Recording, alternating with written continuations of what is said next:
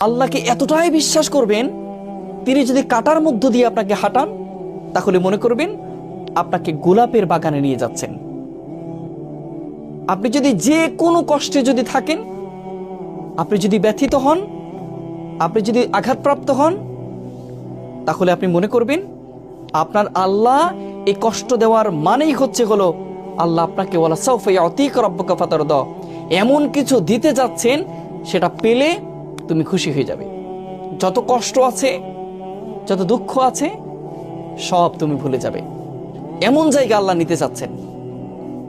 সেজন্য আল্লাহর প্রতি আমাদের বিশ্বাস নাই, আমরা বিশ্বাস রাখতে পারি না। আমরা রাখতে পারি না যে আমার আল্লাহ আমার সমস্ত কষ্টগুলো মুছে দিবেন। যে আল্লাহ সৃষ্টি করতে পেরেছেন, যে আল্লাহ শ্বাস প্রশ্বাস নিতে দিচ্ছেন, সে আল্লাহকে আমাদের কখনো কষ্টটা দূর করে দিতে পারবেন না? যে আল্লাহর জীবন, সে আল্লাহ জীবনের দুঃখগুলো দূর করে দিতে পারবেন না? তিনি কুং বলবেন, হও, ফায়াকুং, হয়ে যাবে ইনশাআল্লাহ।